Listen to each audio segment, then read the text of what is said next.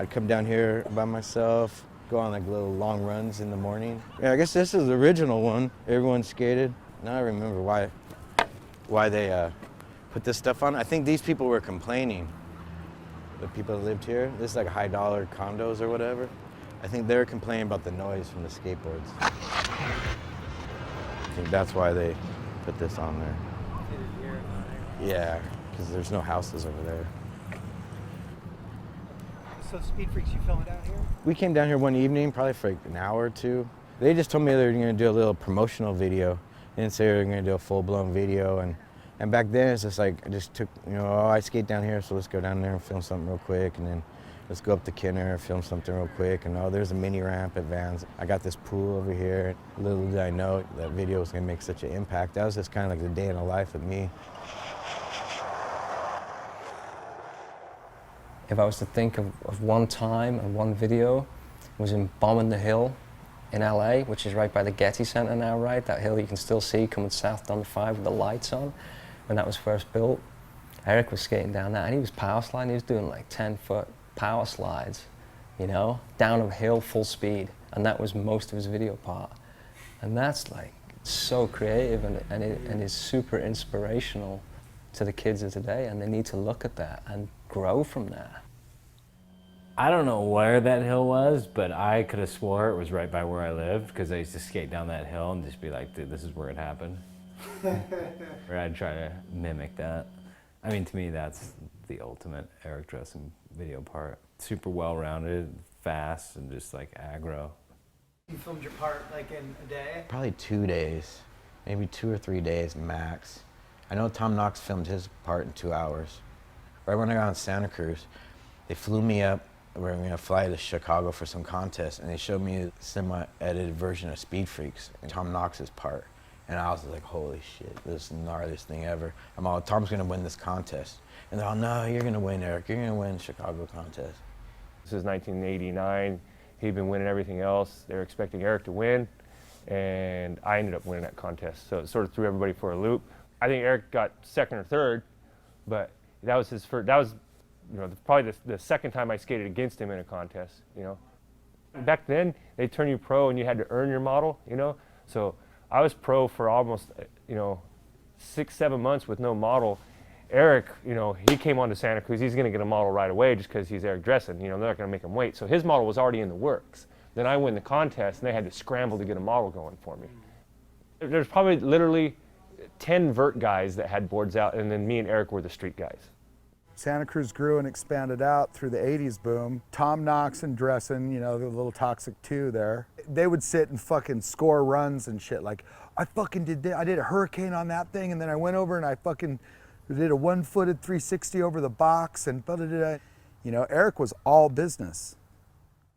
He influenced me to do certain moves, you know, like farther, longer, faster, you know, those kind of influences, you know. Oh, he was super innovative, just like that double-sided curb stuff, like taking the vert to the curb. That was like, it blew my mind. I liked his work ethic and the direction he was going, because he was like, you know, handle business instead of like just hanging out and like going party at night and all that shit. From like 89 to 92, I would say we were the focus, you know. All the advertising, all the videos was focused on us. I mean, it was good, you know, because we sold a lot of boards, you know, got to travel a lot. I always look to those old videos for inspiration because I still believe like the creativity and just the way that people were riding and doing tricks was a big part of what makes it enjoyable to watch. I still, to this day, love watching him in the Risk It. Risk It's original street skating. Like the way he cruised down the street and do little 180s and half cabs, and like that's what Dressen was all about to me. Like just fast and powerful and controlled, especially back then, being that controlled and just looking at someone skate a certain way, and like it's just the way he moved. It seemed like skating shifted from the contest being super important to like video parts being important. I guess, yeah, like before that, like, only people that came out with videos were PAL. Once like Plan B and all that videos came out, I think that's when it really became really important. Or H Street. I remember when the H Street video came out, I was in England, and everyone was just like, every skate shop I went to, everyone was just glued to the TV watching the H Street video. And I was like, who are all these guys? Matt Hensley? Who's Matt Hensley? You know. So I just went and rode all this bitchin' shit in Europe. I was just in Hawaii skating all this bitchin' stuff. And they show up and they're like, oh, we need a video part. That's like reason for living. And I was like, God damn it, like, there's nothing around here, you know? And like, you got like a week or two, they're gonna come down, and like, I kind of like regret, you know, not bringing a filmer and like capturing some like rad shit that, you know, a lot of stuff I did never got on video. You know, just only people that saw it were the people there at the demo or at the session. One I took real serious was Troops of Tomorrow. I had Chris Ortiz film it, and he was down whenever he wanted. You know, I wanted to come film me. Did you pick the music in all those Back then, we parts? used to be able to pick music. It was easier, music rights and stuff. And then Gavin worked at Santa Cruz, and he was like, you know, with the Faction, you know, he had all the punk rock hookups, so we could get SST or whatever, Posh Boy Records. Being on Santa Cruz and traveling and doing good in contests and making all this money, my ego just kind of got really out of control. Like I wanted everything right then, right now, but I didn't really realize that people don't like complainers. So I got like a phone call saying that, you know, you should find a new sponsor.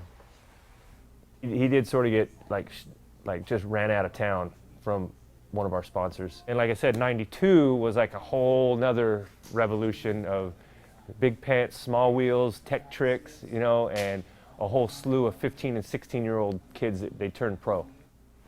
The world dropped out from under me, you know, like boom. I was out with the old and in with the new. This goes back to the original fucking thought or notion or whatever about, you know, what happened to him in the 70s and why'd you leave? You know, his timing was kind of he kind of got burned on the timing thing, because by the time he came back and started to compete and really rise to power, getting his due and stuff, the whole thing shifted again. And when Rocco trots out, you know, Billy Waldman, you know, Rocco goes, I'm gonna completely like decimate the idea of the pro skateboarder. Anyone can be a pro skateboarder. So Eric's window was 2-3 years, tops, even though he turned pro at 12 or whatever, 10, whatever the fuck it was. I still kept skating. I was trying to figure out who I was gonna skate for. I wanted to skate for Powell because I was really always good friends with everybody at work there. I was just fucking around this stupid handrail trying to do no slides, and I whipped out and landed off balance on one leg, and my knee just collapsed completely to the right, just popped it, and I went home and laid in bed for a year, lived off my savings, and after all that, that's when I started like partying. I went from like a really good paying job to being absolutely broke and like no opportunity and stuff, and I never thought that was ever gonna happen. I thought I was set for life, you know, signed a 1-year contract, and next year I'm gonna get a raise, you know, and Yeah. every time little did I know, you know. I ended up moving in with my dad, and then he got sick of me real quick. My dad kicked me out, and I moved in with all these skater dudes in Westwood. And that was right when Toy Machine video came out. I got super inspired like by them, and I just started, you know, after work or whenever going street skating. We were like living up by UCLA and by the courthouse. So I was skating super hard, but just the opportunity wasn't there for me like in pro skateboarding. I started like partying like gnarly and started fucking around with drugs and just raging. No one had seen anything of him in a real long time. This is before me even meeting him, is he had that Fall 1 thing come out, and it was all night skating. And that thing was super sick too, because it was just classic Eric, like just attacking shit, but it was all night. And then I had heard that like, dude only skates at night, he doesn't like the sun. Dressen was stuck on drugs and speed and shit. And he was downtown in his apartment, and he was like, just fucking hanging out by himself, being depressed. And I was like, really, Dressen? I'd never known him to be a drug addict. So when he did it later on, it had to stem from some sort of depression from skateboarding. Your grip on life is what holds you together, and it's your passion. His passion, his whole life has been skateboarding as long as I know the guy. Always psyched on, look at my board, check out my wheels, check out my new graphics. Like, that's what excites him.